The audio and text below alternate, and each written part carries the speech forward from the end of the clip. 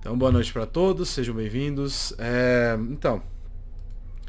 Eu dei uma comentada no início que eu vou puxar para um lado que eu nunca vou dessa vez, vai ser um estudo mais simples por esse motivo. A gente vai fazer uma análise um pouco mais simples, mas com o final tentando puxar sempre o que a gente faz. A questão é que eu queria falar da Haftarah essa semana, e principalmente porque essa semana começa um evento, vamos dizer assim, quanto a Haftarah, tá? É, não costuma ser a Haftarah dessa semana a que caiu agora, tá? A Haftarah dessa semana é a Haftarah em Irmiarro, né? Que, se eu não me engano, é Shemot também, que os Sefaradim fazem em Shemot. É a mesma Haftarah. Só que a gente vai ver essa Haftarah de Jeremias no primeiro capítulo inteiro e mais alguns passuquim acho que são 5 ou 6 ou 3, não lembro mais, do segundo capítulo. E ela abre o que a gente chama das leituras das 3 semanas, tá? Que a gente chama das Haftarot, as 3 Haftarot da catástrofe, né? As 3 Haftarot que envolvem essa ideia de catástrofe, tá? E a gente faz essa escolha basicamente com a ligação que tem, não com a Parashá, mas sim com o que está acontecendo nessa semana, que é o início das 3 semanas. As 3 semanas, para quem não lembra, culminam no dia 9 de Av, que é um dia de jejum e de luto para o povo judeu, né? E a gente tem essa ideia baseada inicialmente na Guemará e Megilá, na página 31b, tá?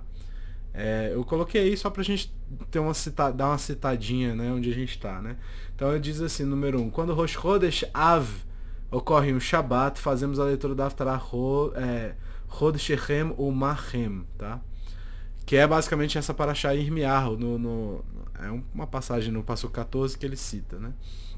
Então a Guemará está falando que se o Rosh Chodesh Av, ou seja, o começo do mês de Av for num Shabat, a gente vai ler essa Parashá, essa Haftarah no lugar da Parashá normal, né? No lugar da Haftarah da Parashá. Eu vou começar a me confundir e eu espero não confundir vocês também. Então, a gente troca a Haftarah da Haftarah padrão, que é Melachim, se eu não me engano, para essa, tá? Porque começou. Só que a Guemará está falando especificamente do Rosh Chodesh Av, ou seja, do começo do mês de Av, né? Só que ainda demora um tempo até chegar a Ave, né? E não vai cair no Shabat. Então por que a gente vai ler agora, né? E a gente tem uma discussão em cima disso. Eu trouxe o Ramban, o Maimonides aqui também, tá? No Ilhot Tefilá, no capítulo 13, ele ensina sobre um costume que existe de ler Haftarot diferentes durante as 3 semanas. Mas essa composição é diferente do que a gente faz hoje, tá? Eu coloquei assim só uma ideia histórica pra gente discutir o conteúdo mesmo, tá? Ele fala assim, no número 2, é costume ler como Haftarah nos 3 Shabbatot de Tisha B'Av, antes de Tisha B'Av, as palavras de advertência, são Haftarot que nos trazem uma advertência e falam de catástrofes, como a gente falou no começo, tá?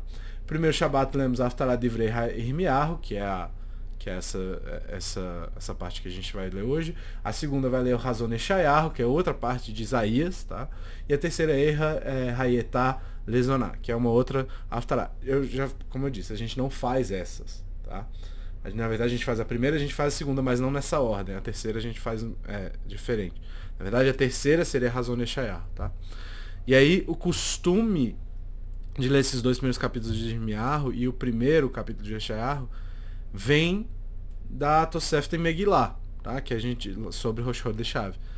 E esse costume seria meio que prevalente nesse sentido, essas duas, tá? Que eu falei.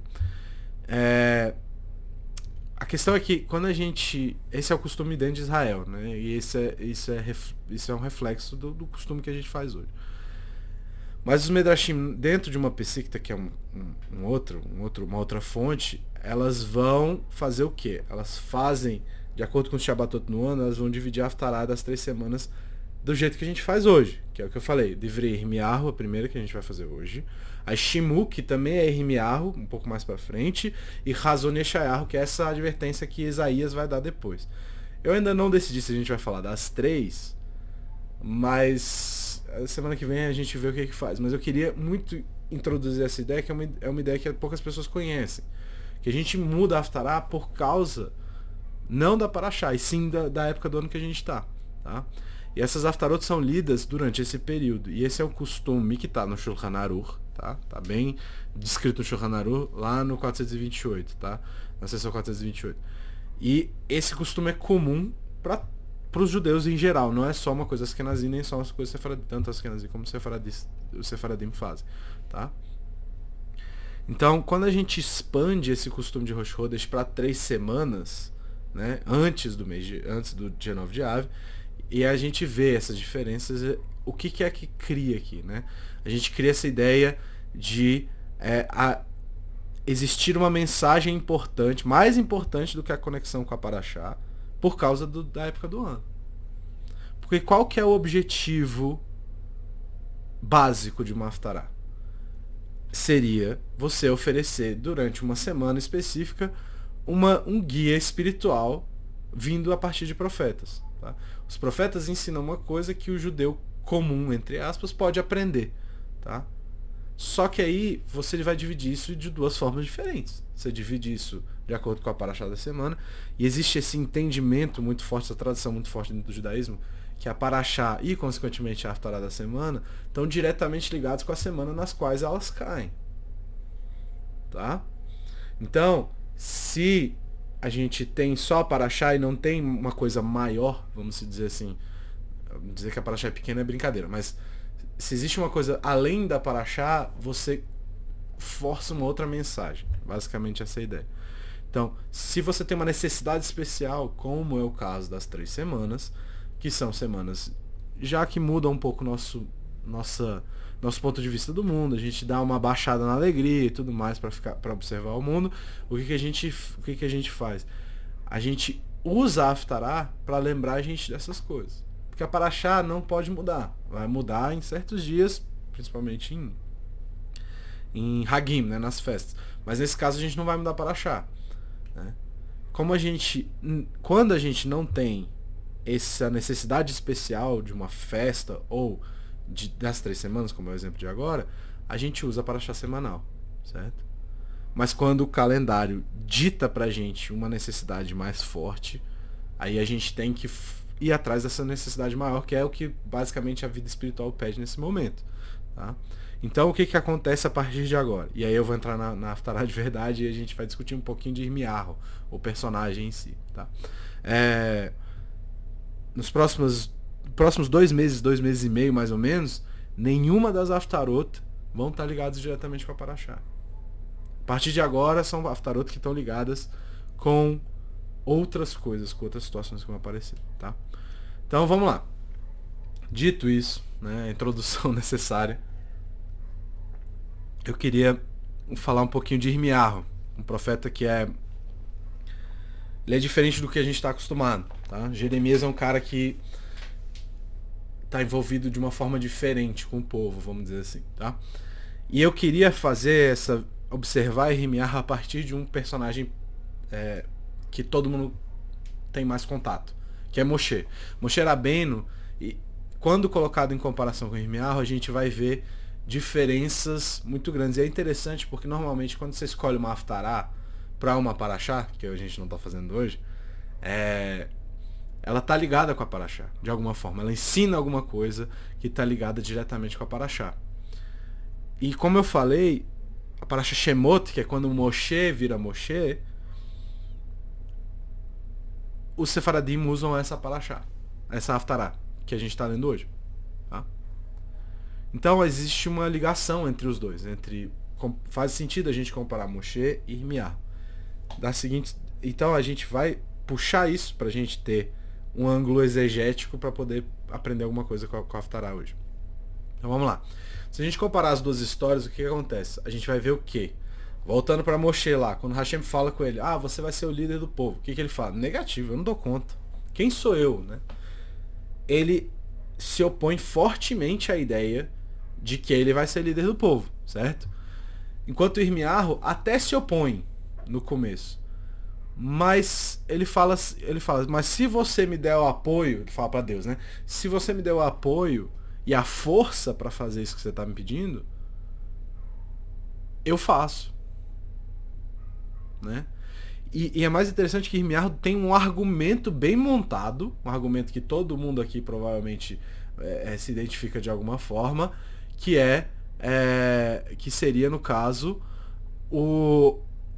a ideia de que ele é muito jovem para aquilo. Ele é muito jovem e não tem maturidade suficiente para servir como um profeta. Tá? E no momento que Hashem promete que isso não vai ser um impedimento e que ele vai dar seu apoio e sua assistência para ele, Irmiarro diminui a bola, aceita a missão e não discute mais. Se a gente for pensar em Moshe, o que acontece? Ele não só não coloca nenhum argumento que é muito relevante, vamos dizer assim, pelo menos o que a gente consegue enxergar, para dizer que ele não é adequado para aquele serviço, mas ele também apresenta uma série de argumentos muito gerais, muito generalistas, tipo, né, que qualquer um pode falar. Se fosse eu, vocês aí, qualquer um podia dar esses argumentos que Moshe dá. Tá? Para negar justamente a missão que ele recebeu.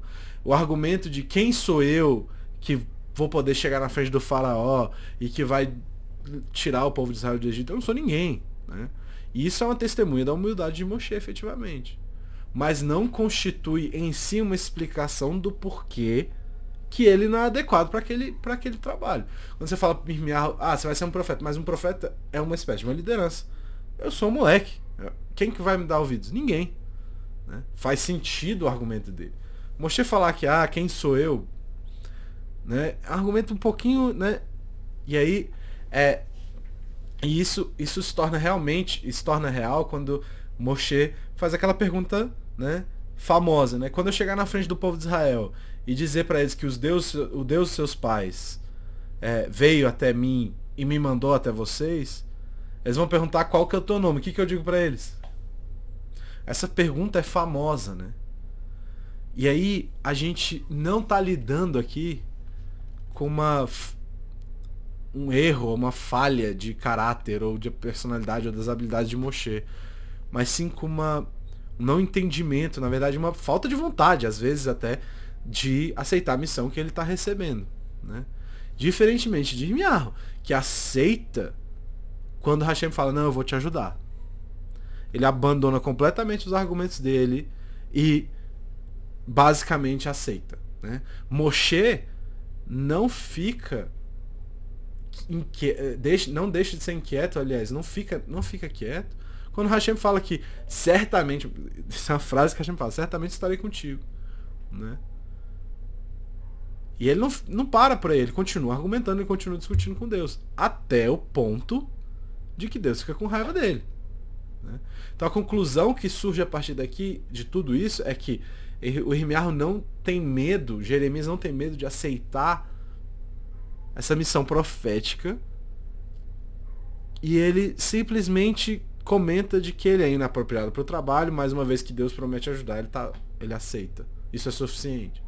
Moshe continua discutindo e Hashem fica com raiva quando ele se então fala, tá beleza, já que você não vai falar, Aharon fala por você e não sei o que, toda aquela história, né? E se a gente fosse perguntar, né, de quem a gente vai esperar, de quem que você esperaria uma posição maior, né? De Moshe, que é considerado o profeta da redenção, ou de Irmiarro, que é considerado, que eu falei que essas Haftarot são Haftarot ligadas à catástrofe, né? Então Irmiarro pode ser de alguma forma considerado um profeta de destruição. Tá? Então se a gente comparar os dois, o profeta da redenção e o profeta da destruição, quem que será que ia falar assim, não, eu não quero fazer isso? Muito mais óbvio que você fala, você não quer levar notícia ruim, a notícia boa tu quer levar, né? Moshe é enviado pro povo basicamente com uma ideia festiva por trás. Vai ter um trabalho antes dessa festa, né? Mas é a ideia da redenção, né? Do fim da escravidão. Enquanto Irmiarro vem com palavras duras, com profecias de admoestação, né? De destruição. Né? E com certeza é muito melhor você profetizar sobre toda aquela dificuldade que vai cair sobre o Egito do que coisas difíceis que vão cair sobre Israel. Né? Enquanto é verdade que Moshe também é mandado como um profeta pro faraó, que vai negar uma série de coisas, e a mensagem de Moshe é um confronto com o faraó, isso pode ser de alguma forma também desagradável, né? A missão original e o objetivo de Moshe, o objetivo primário de Moshe é ainda assim levar Israel para fora. E é essencialmente diferente de Irmial, que diz que se vocês não fizerem, vocês vão ser jogados para fora, ou pior, né? Uma coisa é galuta, outra coisa é morrer, né? Enquanto é verdade que Moshe tem essa ideia de que vai ser difícil. Sim, ele fala que vai ser difícil, mas o resultado é mais agradável, né? E se você for olhar em questão de retrospectiva, né, se você for olhar retrospectivamente, a gente vai ver que Irmiarro sofre muito mais que Moshe também. Ele vive nessa situação dura, com a tensão constante com as pessoas da geração dele. Ele é perseguido por amigos, por pessoas que conhecem ele, ao ponto de jogarem ele dentro de um buraco, né? E Moshe, mesmo desconsiderando, né, mesmo você considerando, na verdade, as tensões que ele carrega com o povo, né, 40 anos no deserto, né, algumas situações muito difíceis, mas é muito longe da dificuldade que Irmiarro passa. Então por que é que Moshe negaria a missão dele de uma forma tão forte, enquanto Irmiarro aceita de bom grado aquilo? Essa discussão é uma discussão muito complicada, né? Para isso a gente tem que analisar algumas coisas. A primeira coisa é, por que aceitar sofrer nesse caso? Moshe sabia que ia ser difícil, mas ele não sabia que ia sofrer, né? Irmiarro acho que já sabia que ia sofrer. Ele fala, eu não tenho força para fazer isso. Eu não tenho força para aguentar. E Deus fala, não tem força. Tá? E aí a gente, para lidar com esses questionamentos de por que um foi tão contra e o outro aceitou, a gente entra nessa questão de natureza da missão de cada um. Se a gente for nas nossas escrituras, nos nossos livros, a gente vê vários modelos de profecia diferentes, né? Vários deles, não são só dois. A gente vai observar dois especificamente hoje, né? Que é a diferença entre Moshe e Irmiarro, que é a discussão agora, né? O primeiro modelo de profecia é o quê? O profeta que é enviado para liderar o povo. Ele serve como uma espécie de guia. De forma fundamental, a gente está lidando com uma liderança humana, né? Uma coisa meio política, de falar assim, não, você vai me seguir porque você acha que essa coisa é certa ser feita. O profeta, nesse caso, é escolhido por causa dessa combinação única, né, dessa grandeza espiritual do ser humano, mas que ele lida com as pessoas de acordo com o seu próprio julgamento, com as suas próprias noções. E ele explora, vamos dizer assim, a capacidade que ele tem de comunicar com Deus e integra isso à sua própria perspectiva espiritual. Ou seja, ele age como se fosse um filtro em determinados momentos. Quando ele está julgando o povo, ele faz isso. Quando ele está comunicando, é Deus falando com ele, por ele. Mas quando ele está julgando o povo, ele é esse filtro. Por isso que a gente fala muito de que Moshe recebeu essas duas Torot, né? Tanto a Torá Shebel-Peh quanto a Torá Shebertav, tanto a Torá oral quanto a Torá escrita. Porque existe essa ideia de interpretação envolvida. Tá? Em outras palavras, a gente está lidando com esse profeta líder, ou em alguns textos chamam de profeta príncipe ou profeta rei, que é o caso de Moshe. Moshe era tanto o profeta maior quanto a liderança, isso só acontece no caso dele, né? E ele é um rei, um líder, que também é um profeta, né? E é claro que as tensões e as dúvidas que vão acompanhar qualquer liderança que é forçada a tomar decisões difíceis, né? E decidir qual que vai ser a conduta em situações complicadas, também tem muito dessa liderança que, tipo assim, ele é um profeta, mas ele também é um ser humano, tá? E isso fica claro para todo mundo, Tanto que Hashem deixa muito claro quando Moshe erra. E a gente sabe quando Moshe erra. Ele não é um Deus. Ele é um cara que dá para se aproximar dele de alguma forma, certo? Se a gente fizer um contraste disso com Irmiarro, tem esse outro tipo de profeta, que não é mais palpável, ele não é mais aproximável do povo, tá? E ele não vem dessa ideia de espiritualidade desenvolvida necessariamente. Pode ser, mas não é necessário. Moshe necessariamente teve que desenvolver sua própria espiritualidade para receber essa situação. Óbvio que ele já tinha um nível muito alto, toda aquela história, mas ele teve que passar por um processo de desenvolvimento. Irmiarro, ele começa muito jovem, não é sempre esse caso, mas ele é convenientemente uma voz de Deus, tá? Ele não interpreta, ele não... Aliás, ele interpreta, mas na verdade Hashem quer saber se ele está vendo e se ele entendeu a mensagem que quer ser passada. Então não é necessariamente uma interpretação. É literalmente um secretário, um comunicador direto de Deus. Deus falou para ele, vai lá e avisa o povo. Moshe passa por isso também, mas o Moshe não faz só isso, como eu falei. Ele só faz isso. Vai lá e comunica o povo. Né? Então ele é essa espécie de orador de Deus, certo? Ele fala, ele passa a mensagem de Deus. Ele é o cara que comunica, tá? É o secretário de comunicação, sei lá. E ele passa as mensagens que são necessariamente ligadas às necessidades do povo, sejam as espirituais, sejam físicas ou qualquer que seja. Entendeu? Então esse profeta pode ser vários tipos de pessoa. Né? Se é um cara que de uma estatura já diferenciada, que é um cara que todo mundo respeita e tudo mais, beleza. Mas se não, esse cara pode ser escolhido para ser o que carrega a palavra de Deus para o povo. Mas se essa possibilidade não existe, né, não é impossível que uma pessoa normal, vamos dizer assim, que preenche os critérios para ser profeta, obviamente, seja escolhido. Por causa das circunstâncias que estão envolvidas com a transmissão da mensagem. E esse é o caso de Irmiarro. Tá? E esse é o ponto no qual a gente vê uma diferença entre Moshe e Irmiarro. Moshe foi escolhido como profeta que é mandado para liderar o povo. Hashem se revela para Moshe por meio de uma profecia e escolhe ele por causa das qualificações espirituais dele.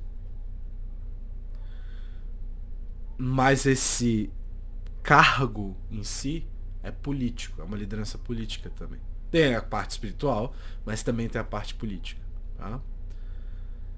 E assim, eu não vou muito entrar nessa discussão, a gente até já falou disso em outros momentos, mas Moshe tinha medo da situação e ele tentou recusar, mas é importante a gente enfatizar o quê? Que essa era a posição de líder profeta que ele estava tentando refutar, ele estava tentando recusar, na verdade. Ele não queria ser, ele até podia ser o profeta, mas ele não queria ser liderança de nada, entendeu? Irmiarro, por outro lado, não é colocado nessa posição, tá? Ele não é um líder. Ele é sim uma boca que serve a Deus, basicamente. Então, por isso ele não tem por que recusar. Mas ele aceita uma vez que Hashem fala, não, eu vou te dar o suporte necessário para você conseguir. Tá? E esse ponto se expressa de várias formas. Tá? Primeiro de tudo é expressado na seleção, no porquê de escolher Irmiarro, mesmo ele sendo tão jovem. Né? Porque se ele é a voz de Deus, no caso, não tem porquê muito escolher um cara tão jovem. Né? Mas também não, vamos dizer assim, não tem problema escolher um cara tão jovem, na verdade. Porque a profecia não é base no que ele já conseguiu, no que ele já montou. Isso não tem nada a ver, vem direto de Deus. Né? Tipo assim, ele não precisa dessa estatura espiritual tão grande para receber as mensagens. Porque ele é simplesmente o fio que passa. É como se fosse a fibra ótica que tá passando a mensagem aqui para vocês também. Entendeu? Irmiarro foi escolhido para... se Irmiarro tivesse sido escolhido para servir como líder, como Moshe, o que teria acontecido? Aí não teria como. Né? Porque ele é muito jovem, ele não tem experiência, ele não é um cara conhecido. Né? Por mais que ele tenha sido consagrado de fato, isso falta pro povo aceitar uma liderança. Todo mundo que já viveu em comunidade sabe como é que é isso. Chega um cara querendo botar banco que ninguém conhece, fica difícil. As pessoas até ficam até meio... Vai pra lá então, vai fazer outra coisa, né? Aquela história. Então, se ninguém conhece ele, não tem como. Né? Mas como o trabalho, o serviço é um profeta que não é uma liderança, aí você pode colocar uma pessoa tão jovem. Certo?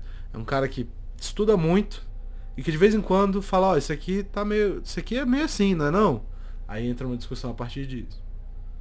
Certo? Outra coisa é ênfase na própria consagração de Irmiarro, que é formulada com uma terminologia de santificação ou santidade do corpo. Tá?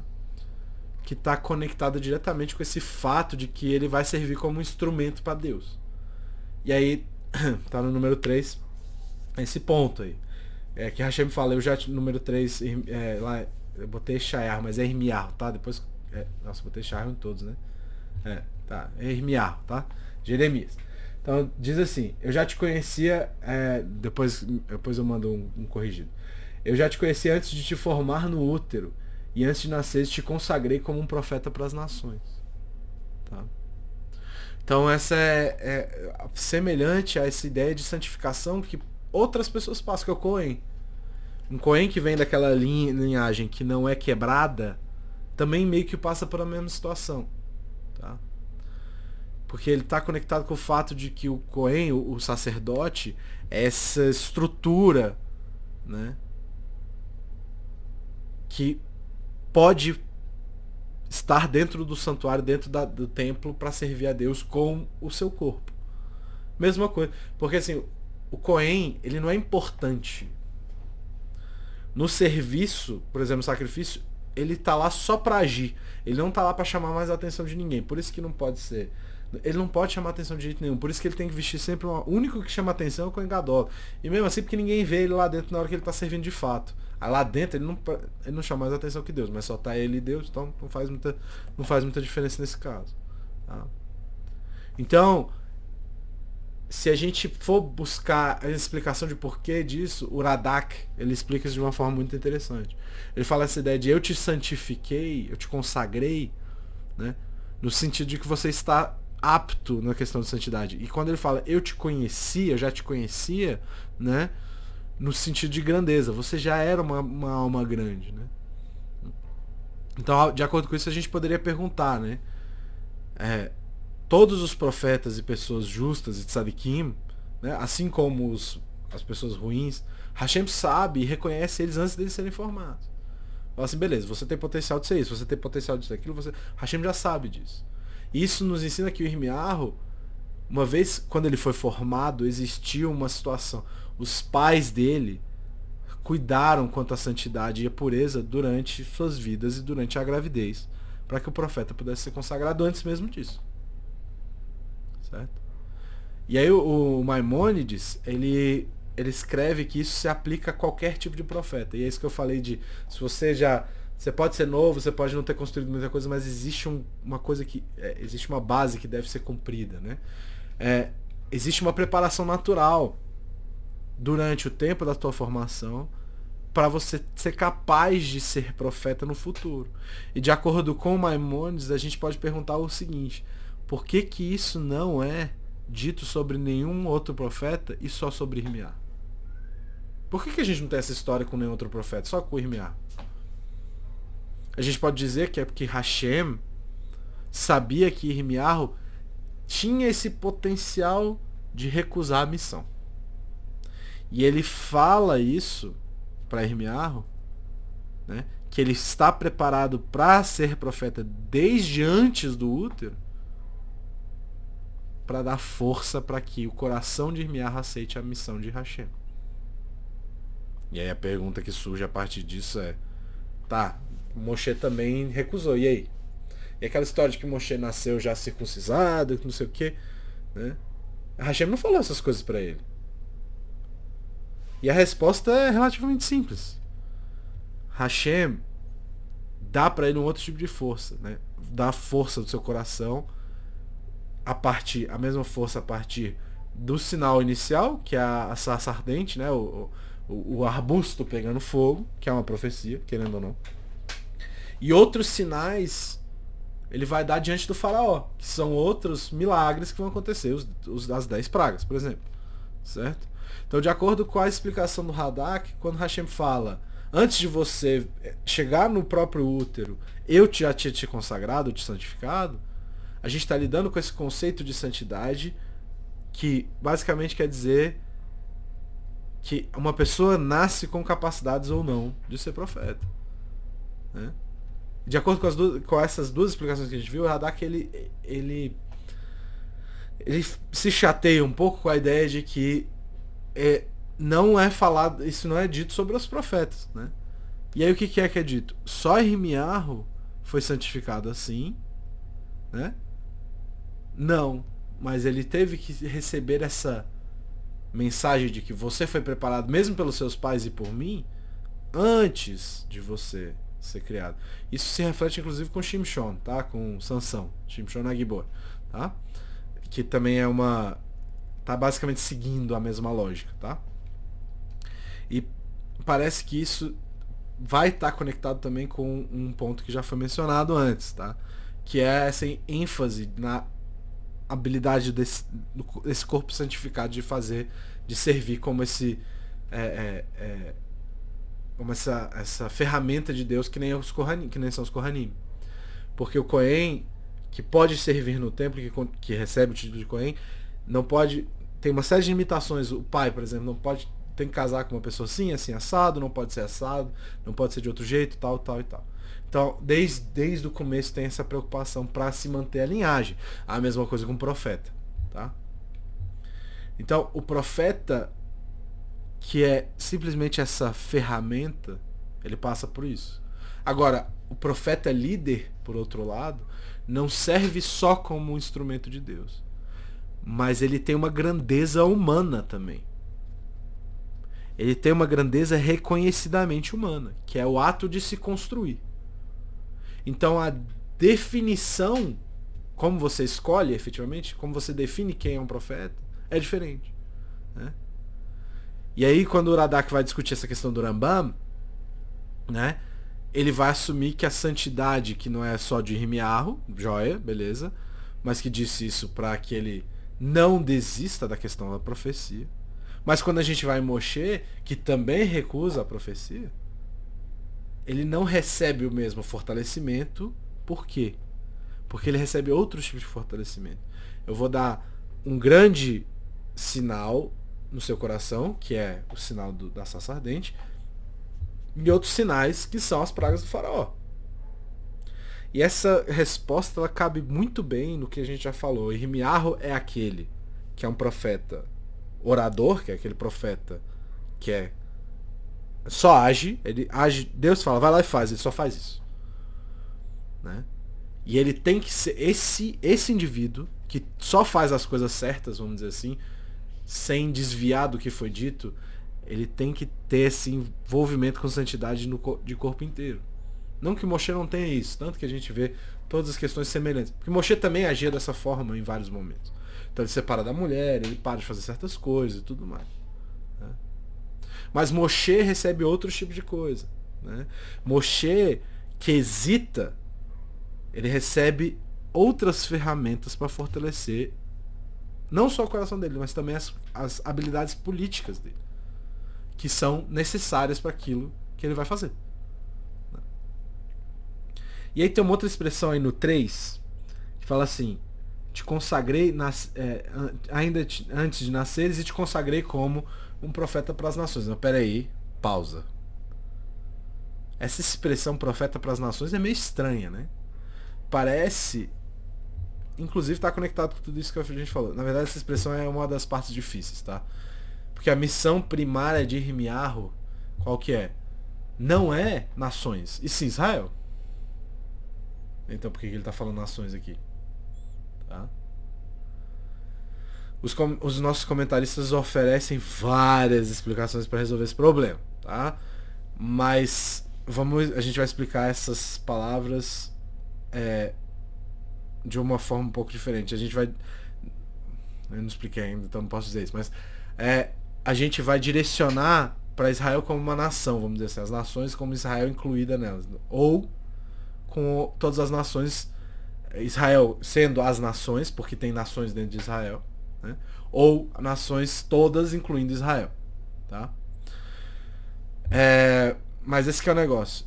A missão de Irmiarro não é para as nações especificamente, quando a gente for ver. É para Israel primariamente. Tá? Então a profecia dele segue do fato de que existe uma nação sobre a qual ele vai fazer a profecia. E ele faz isso como?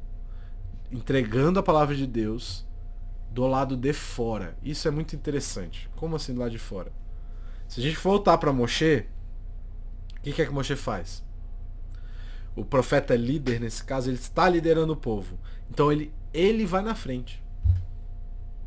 Ele é o primeiro a fazer. Ele usa a expressão. Não pode usar a expressão profeta para as nações, porque ele guia uma nação só.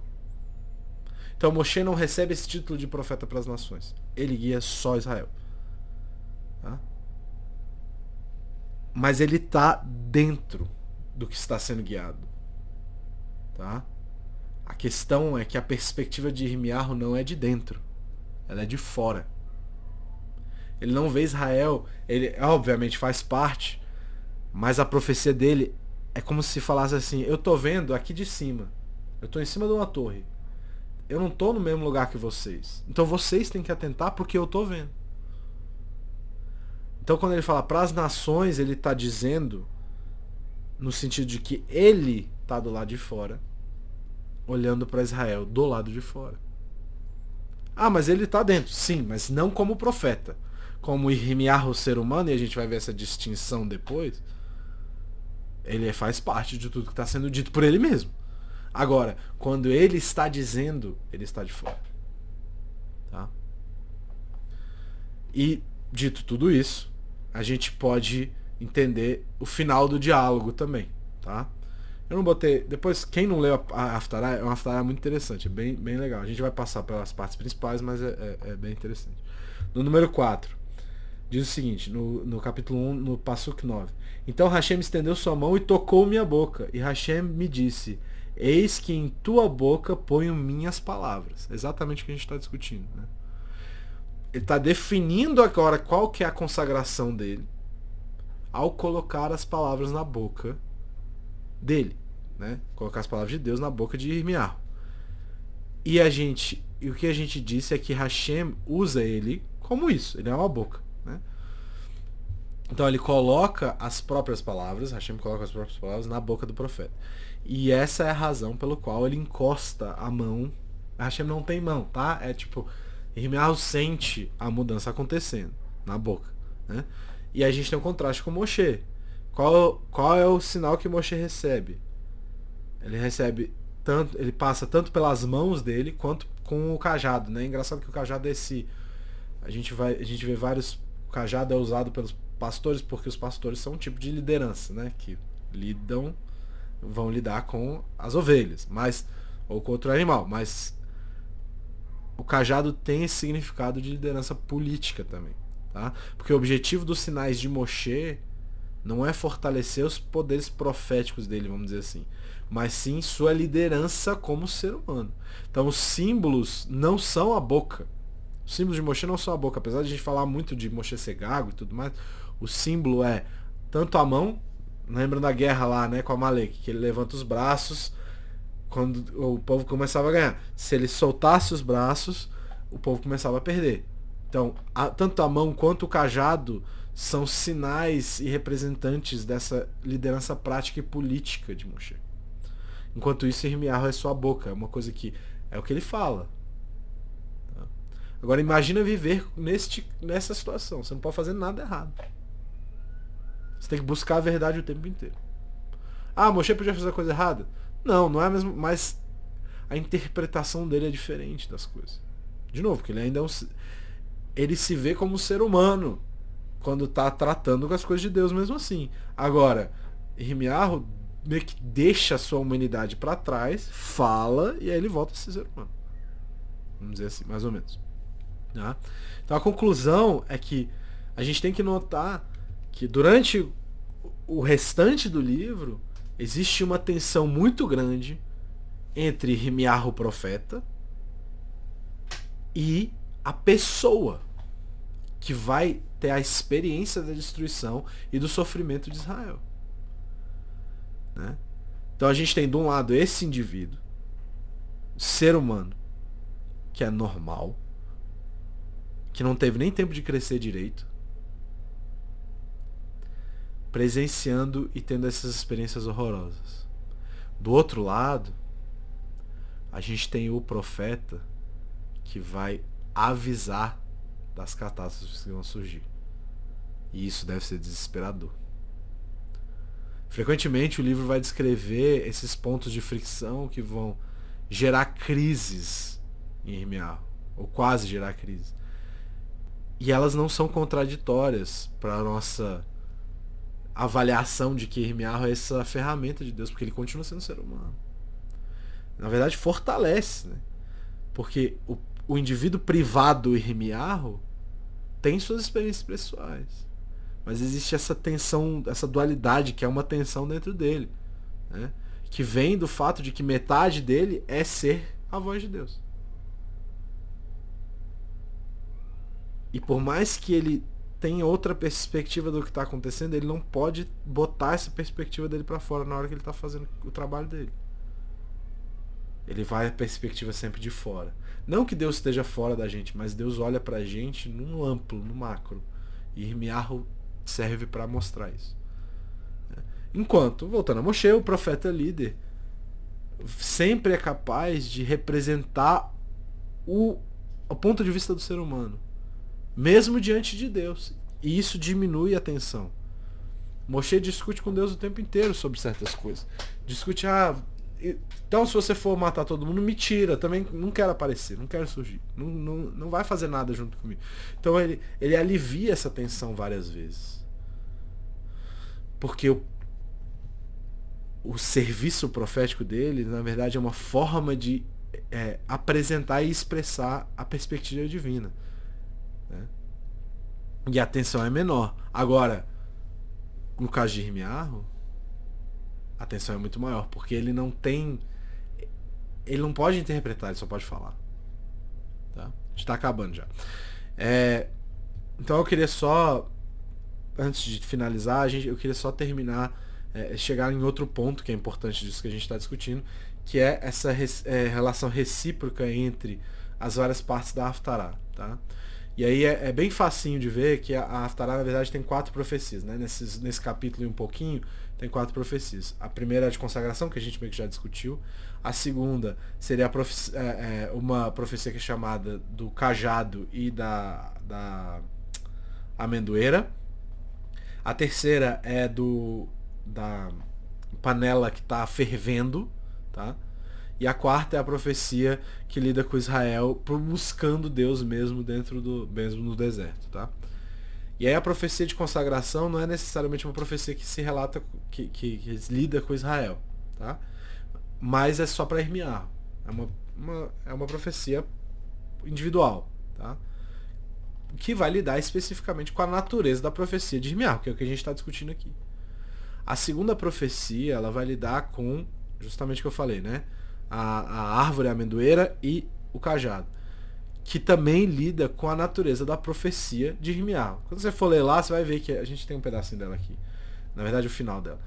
Ela lida com a profecia sobre a profecia. É tipo uma meta-profecia, assim, uma profecia metalinguística, na qual Irmiarro está aprendendo a ser profeta, basicamente é isso, né? E está avaliando, Deus estaria avaliando a profecia de Irmiarro, tá? Que é no número 5. O número 5 diz assim: ele mostra, Irmiarro faz, e Hashem diz: viste bem, ou seja, você entendeu, porque eu vigio para que seja cumprida a minha palavra. Então essa é a conclusão. Isso que você está vendo é eu prestando atenção no que tudo, Hashem dizendo, eu que estou prestando atenção em tudo que vai acontecer. Certo?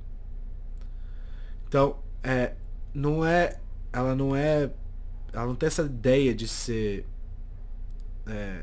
as palavras inaugurais de Irmiarro para o povo. Tá? É tipo um exercício profético, tá?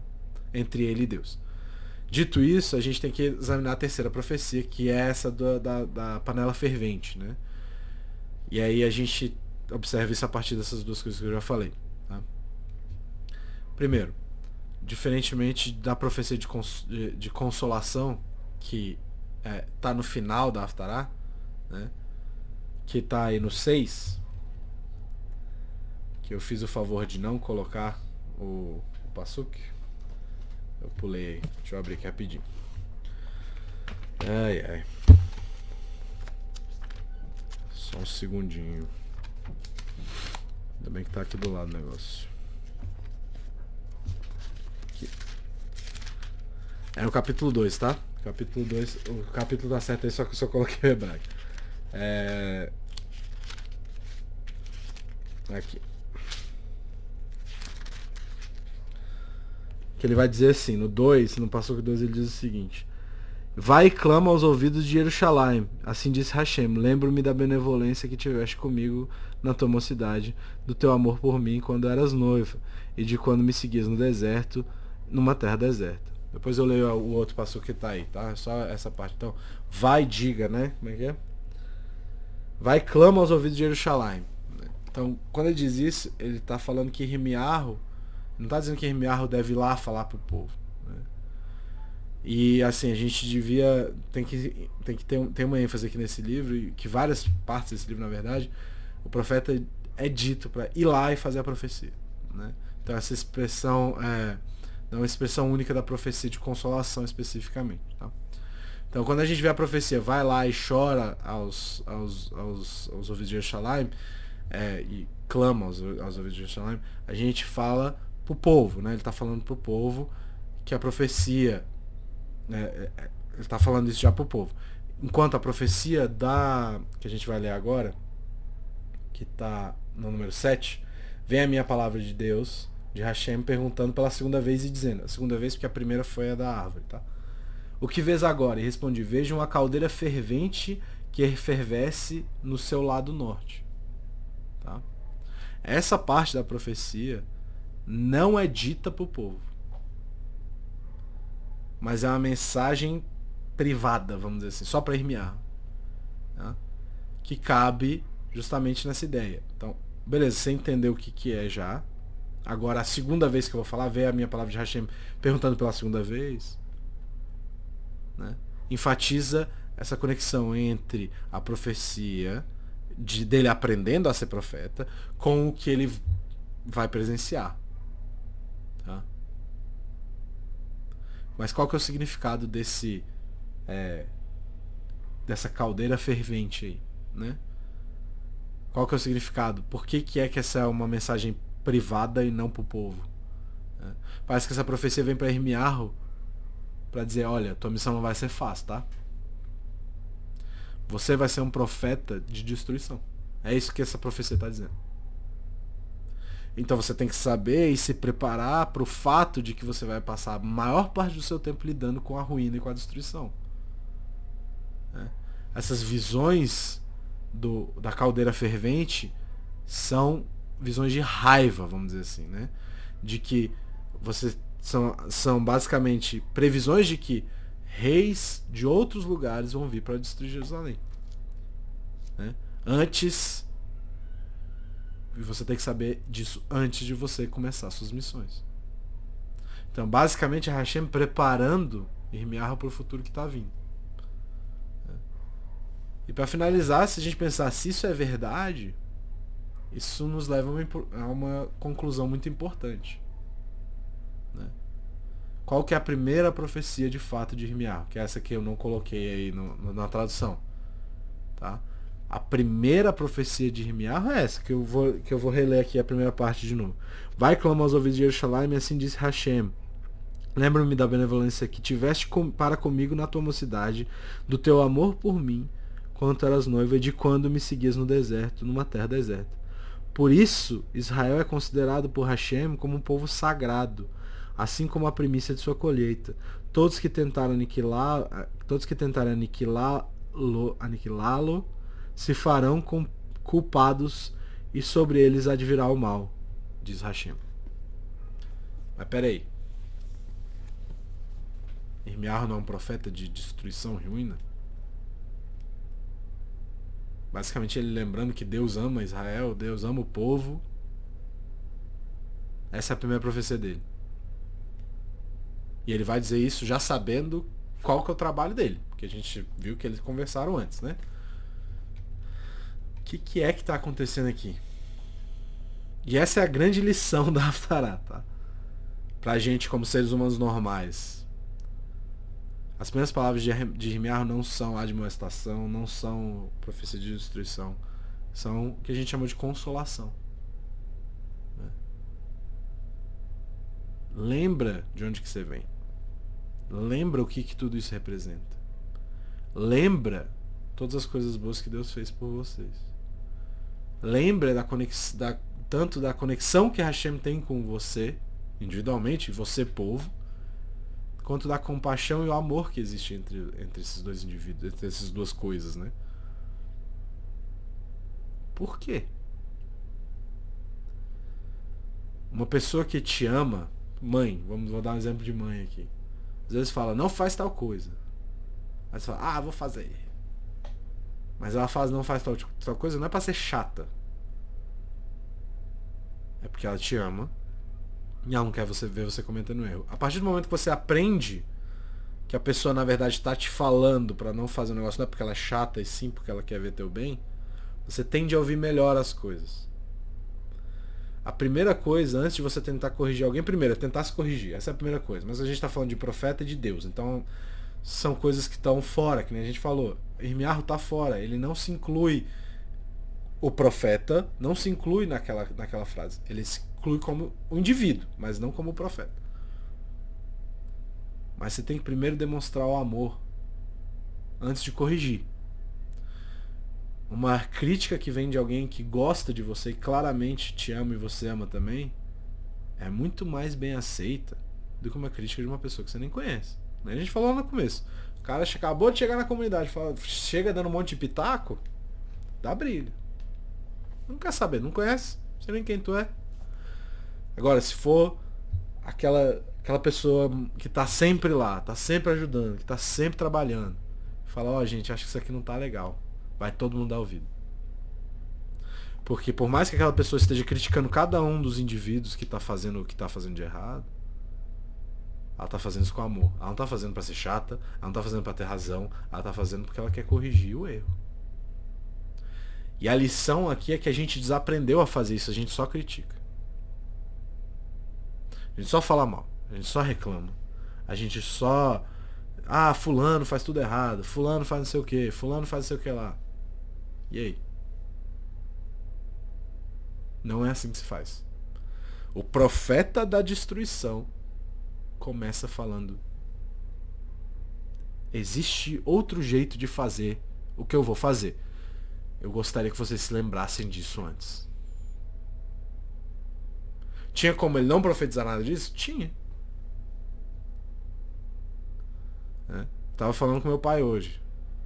Ele nunca deu porrada em mim, nem nos meus irmãos. A gente já aprendeu de outra forma. A gente aprendeu com ele deixando muito claro quais eram as coisas certas depois de demonstrar amor. Minha mãe é a mesma coisa.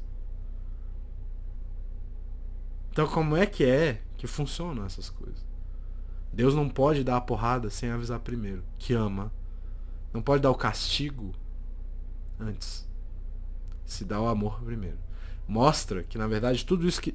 Se você tá no castigo é porque você precisou, não porque eu fiquei bravo ou porque você encheu meu saco. A gente esqueceu como é que faz, até pra amar os outros às vezes. Porque a gente gosta de reclamar, a gente gosta de achar que tá certo. Eu precisei de um tempo pra falar dessa mensagem curtinha, mas porque o aspecto todo que tá envolvido é importante. De onde que vem isso? Quem é que tá falando isso? Ele é um moleque. Sim, é um moleque, mas ele é um moleque com a perspectiva de fora. Ele é uma ferramenta. Mas o moleque Irmiarro sofreu também. Foi humilhado. Foi atacado. Isso tudo porque ele estava tentando defender a verdade. Mas essa verdade começa com afago. dizendo: vocês são especiais. E só por isso que isso vai acontecer. Se vocês puderem, evitem. Não foi o que aconteceu. Então a gente tem que sempre lembrar disso. Essas 3 semanas tem que começar dessa forma. A gente vai ver coisas que vão chatear a gente durante esse tempo. A gente já tá vendo com as coisas em Israel mesmo. Mas a gente tem que continuar andando. Boa noite, pessoal. Obrigado pela paciência. E a gente se vê semana que vem, se Deus quiser.